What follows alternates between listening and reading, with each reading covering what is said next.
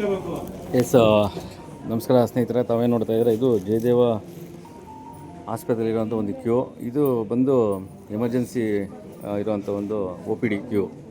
ಒ P ಡಿನಲ್ಲಿ emergency ನೋಡೋದಕ್ಕೆ ಒಂದು ಚೇರ್ ಕೂಡ ಇಲ್ಲ. ಇಲ್ಲಿ ಇವ್ರ ಯೋಗ್ಯತೆಗೆ ಒಂದು ಚೇರ್ ಹಾಕೋಕ್ಕೆ ಯೋಗ್ಯತೆ ಇಲ್ಲ ಇವ್ರಿಗೆ. ಅಂದರೆ ಇಲ್ಲಿ ಹಾರ್ಟ್ ಪೇಷಂಟ್ ಕೂಡ ಜೊತೆಲಿ ಬಂದಿರ್ತಾರೆ ರಿಪೋರ್ಟ್ ತೋರಿಸೋದಕ್ಕೆ. ಜೊತೆಗೆ ನಿಮ್ಮ ಅಡ್ಮಿನಿಸ್ಟ್ರೇಟಿವ್ ಯಾರಿದ್ದೀರಾ ನೀವು, ಮೈಸೂರು ಮತ್ತು ಬೆಂಗಳೂರು ಜಯದೇವ ಯಾರಿದ್ದೀರಾ ನೀವು, ನಿಮ್ಮ ಜಯದೇವದಲ್ಲಿ ರವಿ ಡಾಕ್ಟ್ರ್ ಒಬ್ಬರೇ ಇರೋದು, ಡ್ಯೂಟಿ ಡಾಕ್ಟ್ರು ಅಂತ ಎಮರ್ಜೆನ್ಸಿನಲ್ಲಿ ಒಬ್ಬರೇ ಇರ್ತಾರೆ. ಮತ್ತು ನೈಟು 4:15ಗೆ ಅವ್ರು ಬರುವಂಥದ್ದು ಲೇಡಿ ಡಾಕ್ಟ್ರು ಬರ್ಬೋದು, ಅಥವಾ ಇನ್ನೊಬ್ಬರು ಯಾರೋ ಬರ್ಬೋದು ಮೋಸ್ಟ್ಲಿ. ಇಲ್ಲಿ ಮುಖ್ಯವಾಗಿ ಕೂತ್ಕೊಳ್ಳೋಕ್ಕೆ ಒಂದು ಚೇರ್ ಕೂಡ ಇಲ್ಲ ನಿಮ್ಮ ಜಯದೇವದಲ್ಲಿ. ಹಾಗೆಯೇ ಇಲ್ಲಿ ಒ ಪಿ ಡಿನಲ್ಲಿ ಒಬ್ಬರೇ ಡಾಕ್ಟ್ರ್ ಇರೋದು. ನೀವೇನು ಕಮ್ಮಿ ಬಿಲ್ ಏನು ತಗೊಳ್ಳಲ್ಲ. ಏನು ಪ್ರೈವೇಟ್ ಹಾಸ್ಪಿಟ್ಲ್ಗಳಿದೆಯೋ ಅಷ್ಟೇ ತಗೋತೀರಾ ನೀವು. ಟ್ಯಾಪಿಂಗ್ ಗೌರ್ಮೆಂಟು ಏನು ಪ್ರಯೋಜನ? ನೀವು ಸಂಬಂಧಪಟ್ಟಂಥ ಯಾವ ನೀವು ಅಡ್ಮಿನಿಸ್ಟ್ರೇಟಿವ್ ಇದ್ದೀರಾ ನೀವು, ಆಯಿತಾ? ಇನ್ನೂ ಒಬ್ಬರು ಎಮರ್ಜೆನ್ಸಿಗೆ ಡಾಕ್ಟ್ರ್ ಹಾಕ್ಬೇಕು ನೀವು. ಡಿ ಎಚ್ ಒ ನೀವೇನು ರೀ ಮಾಡ್ತಾಯಿದ್ದೀರಾ? ಮೈಸೂರು ಡಿ ಎಚ್ ಒ ನೀವು ಏನು ಮಾಡ್ತಾಯಿದ್ದೀರಾ? ಎಮರ್ಜೆನ್ಸಿ ಮಾನದಂಡಗಳು ಗೊತ್ತಿದೆ ನಿಮಗೆ ಹೋಗಲಿ.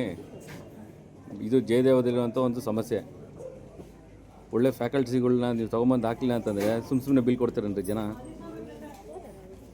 ಹಾಗಾಗಿ ನೀವು ಸಂಬಂಧಪಟ್ಟಂಥ ಯಾರು ಆರೋಗ್ಯ ಅಧಿಕಾರಿ, ಯಾರು ಆರೋಗ್ಯ ಮಂತ್ರಿ ಇದೆಯಪ್ಪ ನೀನು, ಮೈಸೂರು ಜಯದೇವದಲ್ಲಿ ಎಮರ್ಜೆನ್ಸಿಗೆ ಒಬ್ಬರೇ ಡಾಕ್ಟ್ರು.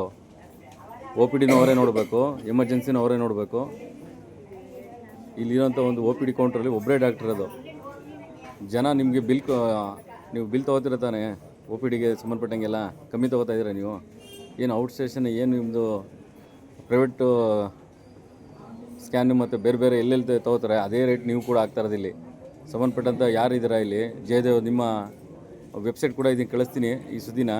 ನಾಚಿಕೆ ಆಗ್ಬೇಕು ನಿಮಗೆ. ನಿಂತ್ಕೊಳ್ಳೋಕ್ಕೆ ಕೂತ್ಕೊಳ್ಳೋಕ್ಕೆ ಕೂಡ ಒಂದು ಎಮರ್ಜೆನ್ಸಿ ಒ ಪಿ ಡಿನಲ್ಲಿ ಕೂತ್ಕೊಳ್ಳೋಕೆ ಒಂದು ಚೇರ್ ಇಲ್ಲ ಅಂದರೆ ಏನು ರೀ ಮೇಂಟೈನ್ ಮಾಡ್ತಾರೆ ನೀವು ಅಡ್ಮಿನಿಸ್ಟ್ರೇಟಿವ್ ನೀವು? ಕಳೆದ ಸಾರಿ ಕೂಡ ಸುದ್ದಿ ಮಾಡಿದ್ದೆ ಇದೇ ವಿಚಾರವಾಗಿ.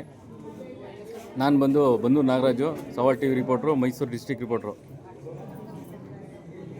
ದಯವಿಟ್ಟು ನೀವು ಇದನ್ನು ಅರ್ಥ ಮಾಡ್ಕೊಳ್ಳಿಲ್ಲ ಅಂದರೆ ನಿಮ್ಮ ಆರೋಗ್ಯ ಅಧಿಕಾರಿಗಳು ಯಾರಿದ್ದಾರೆ, ಡಿ ಎಚ್ ಒ ಏನಪ್ಪ ಮಾಡ್ತಿದ್ದೆ ನೀನು? ಡಿ ಎಚ್ ಒಗಳು ಏನು ರೀ ಮಾಡ್ತೀರಾ ನೀವು ಮೈಸೂರಿನಲ್ಲಿ? ನಿಮಗೆ ಮಾನದಂಡಗಳೇ ಇಲ್ಲ ಅಂದರೆ ಹಾಸ್ಪಿಟ್ಲ್ಗಳನ್ನ ಮುಚ್ಚಾಕಿ ನೀವು. ಆ ವ್ಯವಸ್ಥೆಗಳು ಮಾಡೋಕ್ಕೆ ಯೋಗ್ಯತೆ ಇಲ್ಲ ಅಂದರೆ ಹಾಸ್ಪಿಟ್ಲ್ಗಳಿಗೆ ಮುಚ್ಚಾಕಿಸಿ ನಿಮ್ಮ ಕೈಲಿ. ಯಾಕೆ ಆಗಲ್ವ ನಿಮ್ಮ ಕೈಲಿ?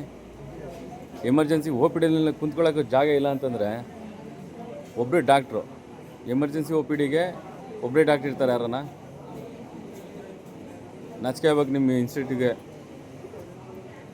ಅದರಲ್ಲೂ ನೀವು ಸರ್ಕಾರದ ಮಾನ್ಯತೆ ತೊಗೊಂಡು ಮಾಡಿದ್ದೀರಾ, ಅರ್ಧ ಸರ್ಕಾರದ ದುಡ್ಡು ಅಂತೀರಾ.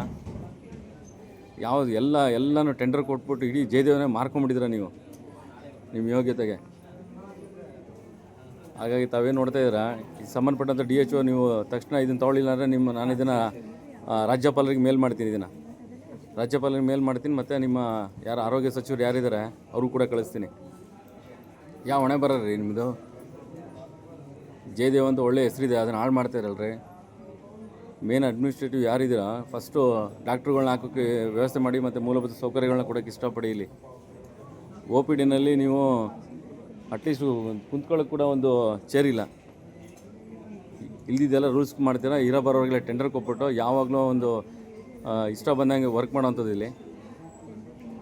ಒಬ್ಬರೇ ಡಾಕ್ಟ್ರನ್ನ ಹಾಕೊಂಡು ಸಾಯಿಸ್ತಾ ಇದ್ರಲ್ರಿ ಅವ್ರನ್ನ. ಪಾಪ ಎಷ್ಟು ಪೇಷಂಟ್ ಬರ್ತಾರೆ ಒ ಪಿ ಡಿಗೆ. ಡಿ ಎಚ್ ಒ ನೀವು ಅದನ್ನು ಅರ್ಥ ಮಾಡ್ಕೊಂಡಿಲ್ಲ. ನಾಳೆ ದಿನ ಬಂದು ಕೆ ಆರ್ ಎಸ್ ಪಕ್ಷದ ನಾವು ಇಲ್ಲಿ ಬಂದು ಸ್ಟ್ರೈಕ್ ಮಾಡಬೇಕಾಗುತ್ತೆ ನಿಮ್ಮ ಜಯದೇವ ಮುಂದೆ.